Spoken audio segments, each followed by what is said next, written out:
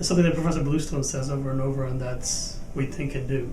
So that's the thing that appealed most to me about Northeastern, because I did my undergraduate here, and I taught for 2 years in Boston Public Schools, and I was looking for a graduate school to kind of figure out how to contribute more to the community that I was part of, and the community that had such a big role in who I was. I kind of reached out to folks back in Northeastern and other folks as to where I should go to continue my studies, and the Public School of Public Policy came very highly recommended. One basic advice is to find your niche, because I know that the university now has 4 different tracks you can do in the Urban and Regional Policy program. Sometimes we don't fit into bubbles, and you just have to kind of find your niche and do what works for you and what you're passionate about, and kind of figure out how to go about doing that and interact with your advisors and whoever is available, because folks here are very helpful. I did 3 internships last year, 1 fellowship.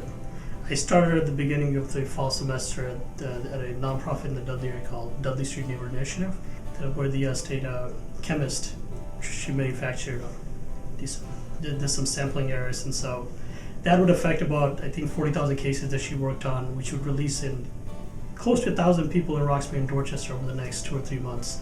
That was kind of a community crisis, so Dudley Street Neighborhood Initiative convened a forum with the local nonprofits and said, what should our response be? What can we do to kind of make sure the impact on our communities are not disparate to other communities in the area?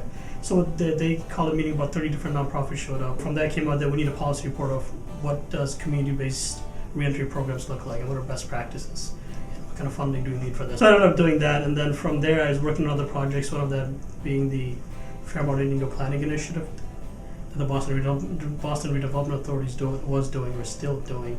I met with the planners there, my mentor who's a former deputy director of the BRA, and he had obviously people there, so I met one of them and she said, oh, you should come to the BRA because we're doing Upham's Corner in the winter. So I went there, and then I did that for about 3 months, and then in the midst of that I was very honored to find out that I was awarded the Rappaport Fellowship. So I spent 3 months there, and then I went over to DACD at the state, and I worked there over the summer. When I was at Dudley Street Neighborhood Initiative, we did the 21st century class, and you're going through the number of policy areas. And at one point or another, DS&I tackled all those areas, so I was like, oh, this is cool, I get to apply what I'm learning immediately to my internship.